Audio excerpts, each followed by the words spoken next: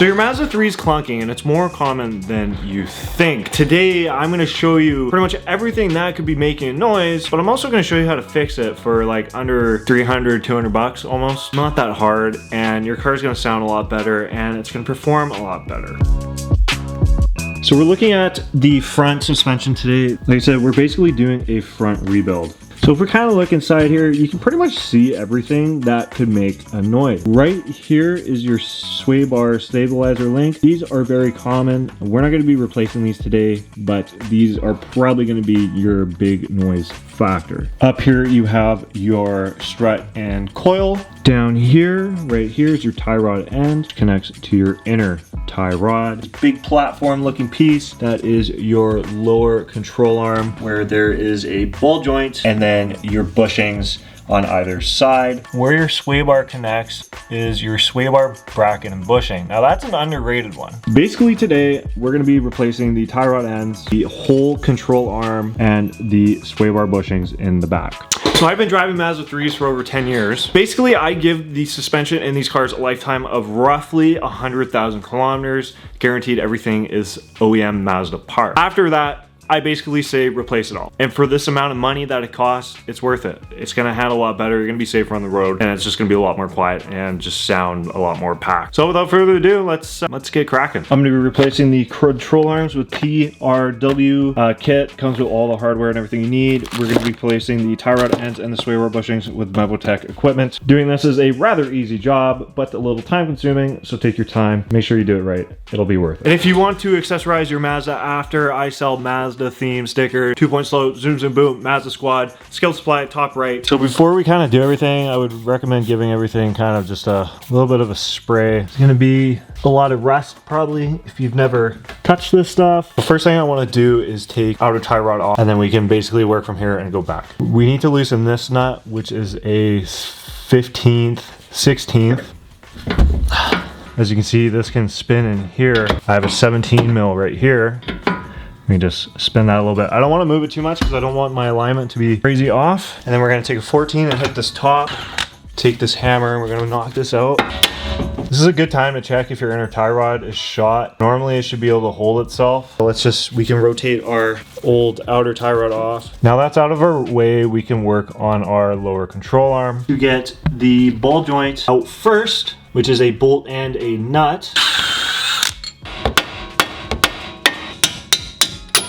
As you can see, these are going to be a little crusty in there, so these take a little bit more effort. In the back of the control arm, there are 2 bolts we're going to need to take out. We're going to loosen these. And then right back here is I believe that's a 19. We're going to loosen that as well. And then we're going to go ahead and try and hit this ball joint out. This is going to be another little bit of a hammering venture. Once that ball joint's loose and we know we can get that out, then we can go ahead and take the whole arm out.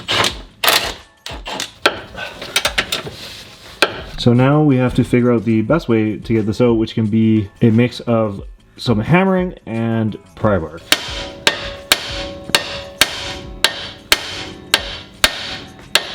You can see that gave me no troubles. Now I will finish removing the arm.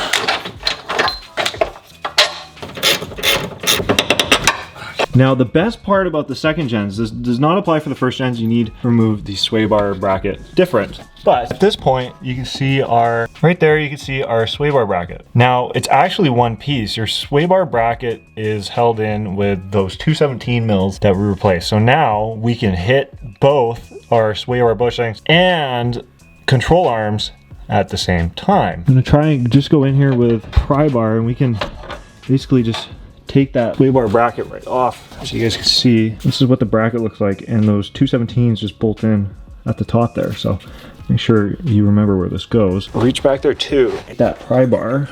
See if we can pop those bushings off. So the only thing we need to do here is lift the sway bar so we can get underneath the bushing. But for now, we're just gonna pull our control arm out. And all you need to do for your sway bar bushing, it goes around just right here. So here we have our new and old parts. As you can see, new tie rod ends and then new control arms, as long as everything looks the same. If you guys do Mazda Speed 3, you need to make sure you get the right sway bar size, as it is a little bit bigger. So as you can see, I actually have the wrong sway bar bushing size, unfortunately, but I will make this work. So just careful, as sway bar sizes do different between Mazda 3. Mazda Speed 3, I'm gonna go ahead and bang out out the passenger side real quick, and then we'll put everything back together.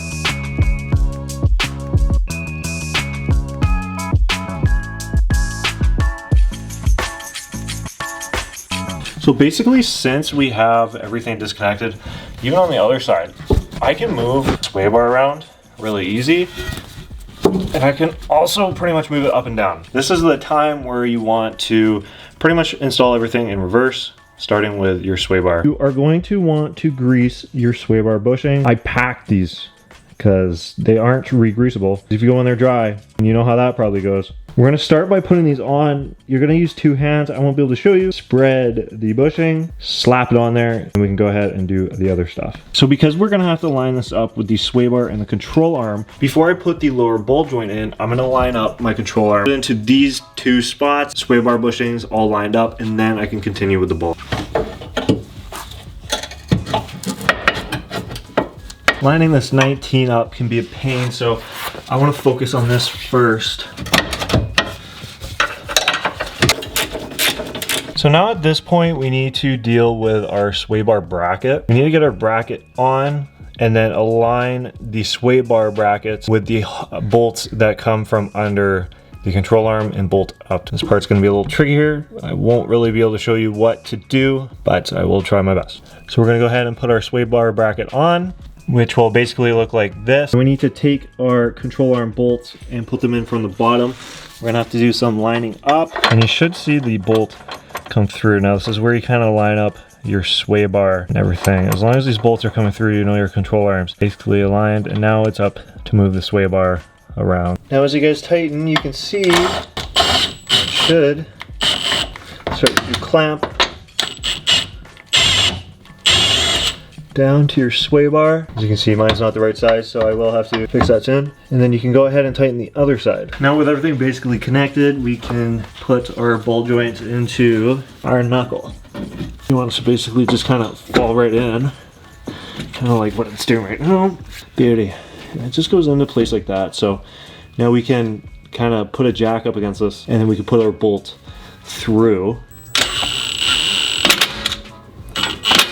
Basically, it's all back together at this point. We just have one, which is our outer tie rods. What we need to do is thread these on. And as I tighten it, you guys can see basically stops here, which should get us good enough alignment to get to our alignment shop. I'm gonna go ahead and now we can line up. All we need to do is just turn this over a little bit and pop our arm up. Then we can partially start to put our castle nut on. Now since we've basically bolted this up, tie rod ends might need some grease. Oh, I have a little grease gun here. We're gonna go ahead and use this grease gun to fill. You can kind of hear it, fill it nice and slowly. You can kind of see it filling at the top. Let me go ahead and start torquing our suspension now. Depending on your generation, these could be different. Definitely look these up, and I would look up all these torque specs just to double check.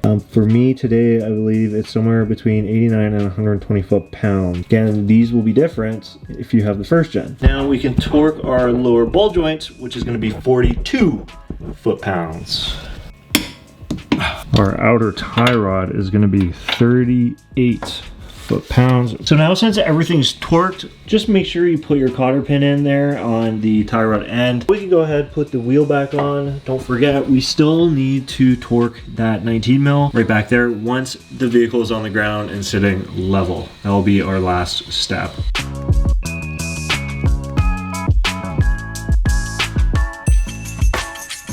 So I've lowered the car down on like 2 2x4s. Depending on your ride height, you should be able to get access to that 19mm control arm bolt. As long as that is your exact ride height, then you can go ahead and we can torque that down. Those 19s under there are gonna go to 110 foot-pounds.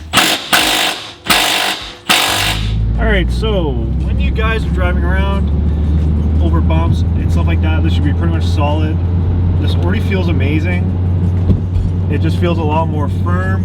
As everything's torqued and you follow the correct directions, you should not have any issues with sounds or anything falling off. This drives good. My alignment is off just a little bit. My wheel's not straight anymore, which is proof that you need to go get an alignment. Now, if your clunking issue still exists, that means you probably haven't done your end link. Your struts are really, really old, and those can be problems as well. Like I said, I'd recommend doing end links at the same time as part of all of this. I just didn't do them today because I've already done them. As you can tell, they're important if I've already done them. Other than that, enjoy your new ride.